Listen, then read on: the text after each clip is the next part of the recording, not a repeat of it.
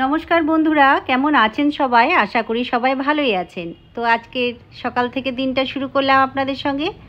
সকালের ওয়েদারটা দেখুন, হালকা মেঘলা হালকা রোদ। তো এরকমভাবে আজকে সকালের ওয়েদারটা শুরু হয়েছে। জানি না সারা দিনটা কেমন যাবে, আপনাদের সঙ্গে শেয়ার করছি, চলুন দেখতে থাকুন। সকাল 7টা মতো বাজে, ভাই আর আমি আগেই উঠে পড়েছি। তো রান্নাঘরে যাব এবার, দুজনের জন্য 2 কাপ লিকার চা বানাবো। তো দুজনে আগে উঠেছি, হাজবেন্ড, বাবা, ছেলে, ওরা তো এখনও ওঠেনি, ওরা এখনও ঘুমাচ্ছে। তো ভাই আর আমার জন্য 2 কাপ চা আমি বসিয়ে দিচ্ছি। তো কাপে মেপে 2 কাপ জল দিয়ে দিলাম ভাই আর আমার। তারপরে এতে আমি দেব যেগুলো দিই আর কি লাল চায়ে, গোলমরিচ, লবঙ্গ, এলাচ, তেজপাতা, আদা ধ্যাঁতো সমস্ত কিছু করে লাল চাটা বসিয়ে দেবো। তো চাটা করতে যাচ্ছি যখন, তখন দেখছি চা পাতাটা শেষ হয়ে গেছে। তো চা পাতার প্যাকেট যেটা আমার থাকে, তো চাটা বার করে নিয়ে এসে প্যাকেটটা কেটে নিচ্ছি। দেখো, তো যেখানে আমার থাকে সেই কোটোর মধ্যে ভরে রাখবো, আর যেটা ডেলি ব্যবহারের সেখানে কিছুটা ঢেলে নিলাম। এদিকে ভাই রান্নাঘরে এসছে কিছু কথা জিজ্ঞাসা করতে, তো ওকে বললাম, ও আবার চলে গেল রান্নাঘর থেকে। তো আমার চাটা তো এইদিকে ফুটে গেছে। তো দেখো চাটা ফুটানো হয়ে গেছে। এবার গ্যাসের ফ্লেমটা অফ করে দিয়ে 2 কাপে ঢেলে নেব, সঙ্গে 2 করে বিস্কুট নেব। তো চলো, চা রেডি হয়ে গেছে। ভাই বোন মিলে একটু চা খাবো, একটু গল্প করব। সারাদিন তো সময় পাবো না, আবার রান্নাতে লেগে পড়বো। তো চা খেতে খেতেই দুজনে একটু গল্প করে নিচ্ছি। আবার তো ভাই চলে যাবে আজকে, আবার কবে দেখা হবে জানি না। তো দেখো দুধটা ফুটিয়ে নিলাম, দুধটা এদিকে নামিয়ে রাখলাম, গরম জল বসিয়ে দিয়েছি, বাবাকে দেবো। বাবা উঠে পড়েছে, হাজব্যান্ডও উঠে পড়েছে। তো বাবার জন্য চা রেডি করে নিয়েছি, হাজব্যান্ডকে তো আগেই দিয়ে দিয়েছি।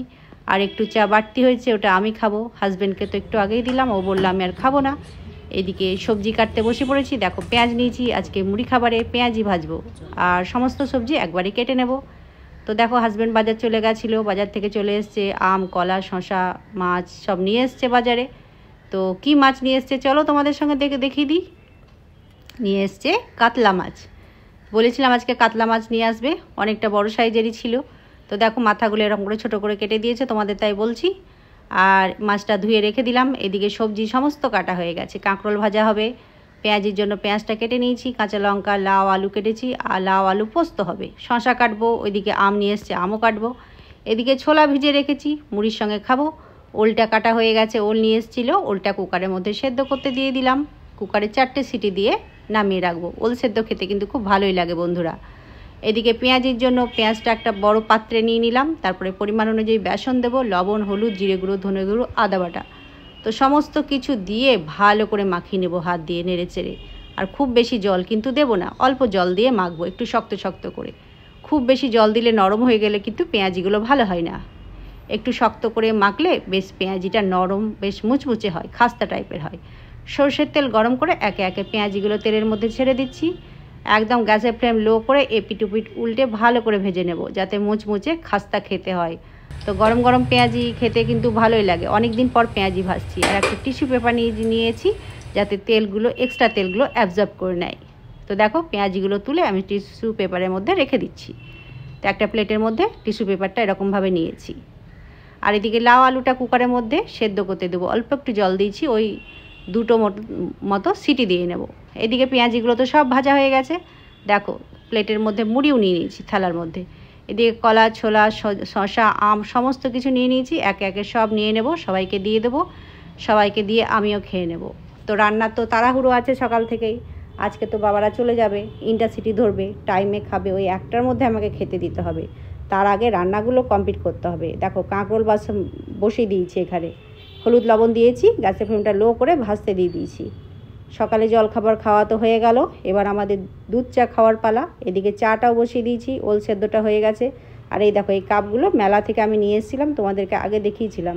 তো চা খাবো এই কাপে, আর ছেলের জন্য কমপ্ল্যান করছি। দেখো দুধ গরম দিয়ে 2 কাপ কমপ্ল্যানের সঙ্গে 2 চামচ কমপ্ল্যান আর 1 কাপ দুধ দিয়ে 2টো বিস্কুটের সঙ্গে ছেলেকে দিয়ে আসবো। ছেলে উঠে গেছে, খাবে।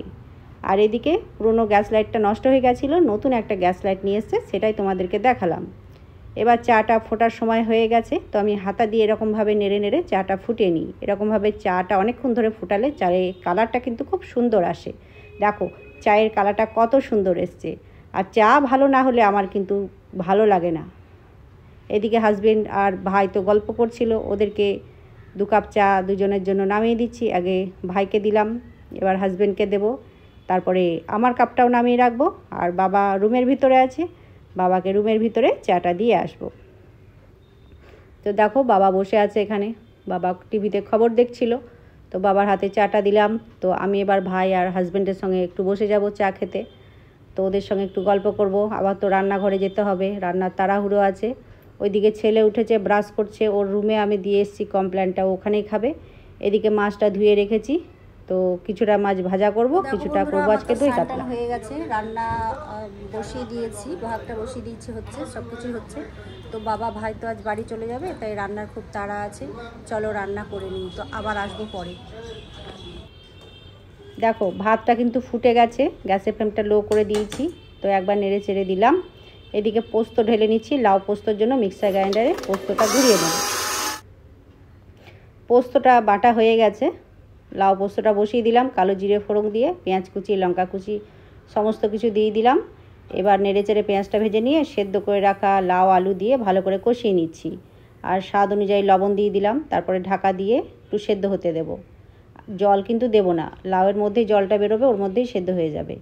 আর এই দেখো পোস্ত বাটাটা দিয়ে দিলাম, তারপরে একটু বাটিটা ধুয়ে জল দিয়ে দেবো, আর এক্সট্রা জল কিন্তু দেবো না। তো এরকম গা মাখা পোস্তটা করলাম, লাউ পোস্তটা ভাতের সঙ্গে খেতে কিন্তু দুর্দান্ত লাগে বন্ধুরা। একটা প্লেটের মধ্যে তুলে রাখলাম, লাউ পোস্ত রেডি হয়ে গেছে। এবার ওল সেদ্ধটা দেখো, কাঁচা সর্ষে আর কাঁচা লঙ্কা, সর্ষে লঙ্কা একসঙ্গে ছিলে বেটেছিলাম, কাঁচা তেল লবণ আর লেবুর রস দিয়ে মাখিয়ে নিলাম ভালো করে। এদিকে ভাতটাও হয়ে গেছে, ভাতের ফেনাটা ঝরিয়ে নিচ্ছি, ভাতটা তুলে রাখলাম, ছেলেকে দেবো খেতে। তো রাত্রে বিরিয়ানি করেছিলাম, কিছুটা বিরিয়ানি বেঁচে গেছিলো, ছেলের জন্য রেখেছিলাম, চিকেন আলু কিছুই নেই, শুধু রাইসটা আছে।